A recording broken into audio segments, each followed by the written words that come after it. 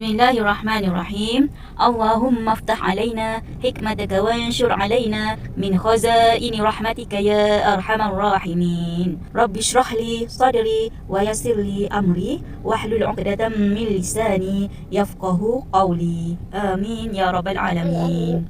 Assalamualaikum warahmatullahi wabarakatuh. Pelajaran Sirah tahun 2.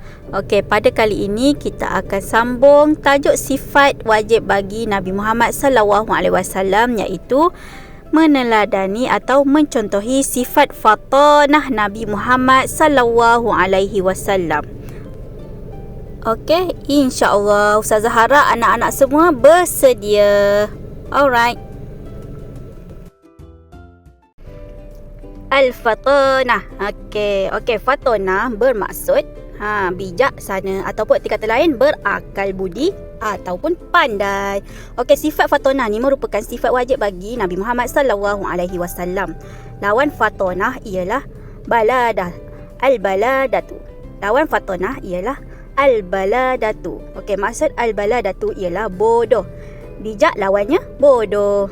Okey, baladah merupakan sifat mustahil bagi Nabi Muhammad SAW.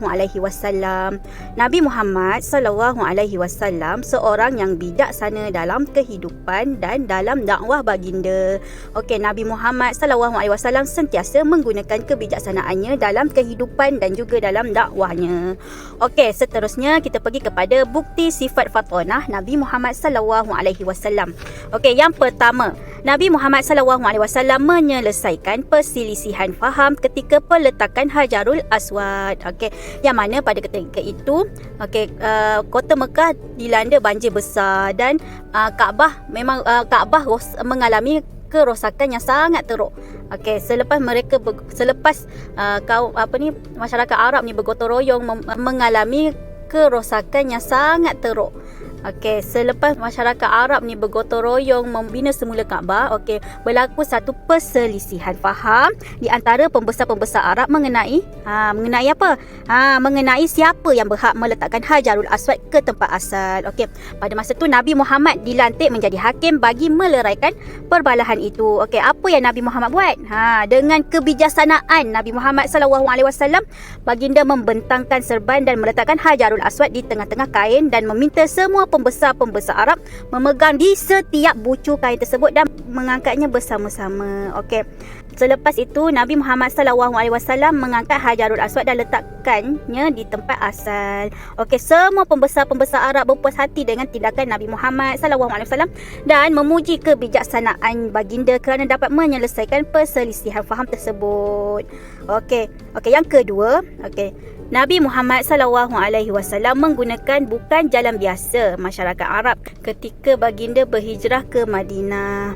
Okey, ini merupakan strategi berhijrah Nabi Muhammad SAW ke Madinah. Okey, Nabi Muhammad menggunakan jalan lain dengan bantuan Abdullah bin Uraikid, seorang penunjuk jalan yang mahir. Tetapi dia bukan berasal daripada agama Islam. Okey, tujuannya agar tidak diketahui musuh. Okey, seterusnya yang ketiga ialah Nabi Muhammad SAW mempersaudarakan kaum Muhajirin dan Ansar Madinah. Okey, kaum Muhajirin ialah orang Islam yang berhijrah dari Mekah ke Madinah. Okey, kaum Ansar pula penduduk asal Madinah yang telah memeluk Islam. Okey, kaum Ansar mengambil kaum Muhajirin sebagai keluarga angkat. Ada juga berlaku perkahwinan antara dua kaum tersebut. Okey, tujuan Nabi Muhammad SAW mempersaudarakan Muhajirin dan Ansar ni adalah supaya agama Islam dapat disebarkan dengan lebih meluas dan mewujudkan suasana yang aman dan tenteram. Okey, orang Muhajirin juga dapat memulakan kehidupan yang baru dengan pertolongan kaum Ansar. Nabi Muhammad SAW juga mengukuhkan kesatuan kaum muslimin dan menjadikan mereka bersaudara dan mengutamakan perpaduan dan persepakatan. Okey, tindakan Nabi Muhammad itu dapat menyatupadukan semua kaum muslimin dan digeruni juga oleh pihak musuh. Okey, yang keempat, Nabi Muhammad SAW mewujudkan piagam Madinah. Nabi Muhammad SAW mewujudkan piagam Madinah. Okey, piagam Madinah telah dibuat oleh Nabi Muhammad SAW pada tahun 600 22 Masihi bersamaan tahun pertama Hijrah. Piagam Madinah merupakan perlembagaan bertulis pertama di dunia. Apabila Nabi Muhammad SAW sampai di Madinah, Nabi Muhammad mewujudkan Piagam Madinah yang mengandungi prinsip penting hubungan penduduk Mekah. Nabi Muhammad menetapkan peraturan agar hidup sentiasa harmoni dan teratur. Okey. Dan yang kelima, Nabi Muhammad SAW bijak dalam mengusahakan perniagaan Siti Khadijah. Nabi Muhammad SAW merupakan usahawan yang berjaya. Baginda diamanahkan menguruskan perniagaan milik Siti Khadijah. Dengan kebijaksanaan dan kejujuran dalam perniagaan, baginda memperolehi keuntungan yang lebih berbanding usahawan lain.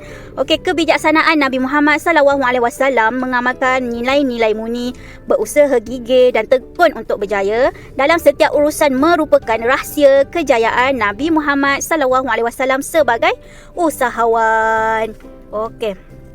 Seterusnya, kita pergi kepada cara mencontohi sifat fatonah Nabi Muhammad SAW. Macam mana kita nak mencontohi kebijaksanaan Nabi Muhammad dalam kehidupan seharian kita. Yang pertama, kita hendaklah berusaha mendamaikan persengketaan. Kita hendaklah sentiasa menjaga hubungan sesama manusia, sentiasa bersikap baik dengan ibu ayah, adik-beradik, guru-guru, kawan-kawan dan semua orang. Kalau nampak kawan kita bergaduh, jangan pula kita besarkan pergaduhan tu. Tapi kita kena usaha untuk leraikan pergaduhan itu. Barulah contohi sifat Nabi Muhammad yang tidak sukakan pergaduhan. Yang kedua, merancang sesuatu dengan teliti sebelum bertindak.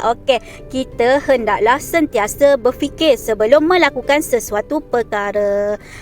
Kita kena tahu apa akibat dari tindakan yang kita akan buat, sama ada tindakan yang kita buat tu akan mendapat kesan yang baik ataupun kesan yang buruk. Sebab tu kita kena berfikir dulu sebelum bertindak. Yang ketiga, utamakan perpaduan dan kesepakatan. Biasanya dalam kerja berkumpulan, kita hendaklah bermesyuarat bagi sesuatu perkara dan mendapat sokongan dari semua. Walaupun Nabi Muhammad SAW seorang Nabi yang dilantik Allah, seorang ketua, baginda tidak sewenang-wenangnya ataupun tidak sesuka hati membuat keputusan sendiri dalam sesuatu tindakan. Baginda sangat menyantuni pandangan rakyatnya ataupun orang sekelilingnya. Nabi Muhammad SAW dah ajar kepada kita dan kita hendaklah mencontohinya. Sebelum bertindak dan membuat keputusan, hendaklah kita bincangkan bersama-sama. Seterusnya, merangka peraturan dan berusaha mematuhi peraturan itu. Kita hendaklah patuh kepada setiap peraturan yang ditetapkan. Jika peraturan itu kita yang buat, kita kenalah sedaya upaya untuk patuhinya. Yang kelima, kita hendaklah sentiasa gigih dan tekun. Kita hendaklah mencontohi sifat gigih dan tekun Nabi Muhammad SAW dalam melakukan sesuatu perkara. Walaupun banyak dugaan yang Nabi Muhammad SAW terima, baginda tetap melakukan tugas dengan sebaiknya. Contohnya, kita sebagai murid kenalah rajin, tekun belajar. Walaupun sekarang ni dugaan kita tak boleh pergi ke sekolah belajar macam biasa kan. Tapi alhamdulillah, anak-anak semua, kamu semua tetap rajin belajar di rumah. Tetap rajin, tekun, gigih belajar dari rumah. Alhamdulillah. Ustazah pun gigih sediakan nota untuk anak murid ustazah. Ibu dan ayah kamu pun gigih sediakan kelengkapan tempat selesa untuk kamu belajar dengan sebaiknya di rumah. Dan ibu ayah kamu juga gigih membantu ustazah ni mengajar kamu dekat rumah kan. Betul tak ustazah cakap? Alhamdulillah. Ustazah harap anak-anak semua, kamu semua dapat mencontohi dan meneladani sifat fatonah. Sifat apa? Sifat fatonah, bijaksana, kebijaksanaan. Nabi Muhammad SAW di dalam kehidupan kita seharian. Sentiasa bersikap berhati-hati di dalam setiap perkara yang ingin kita lakukan. Fikir dahulu sebelum bertindak. Wallahu a'lam. Sehingga bertemu lagi dalam pembelajaran yang akan datang bersama ustazah. Terima kasih semua dan Assalamualaikum warahmatullahi wabarakatuh.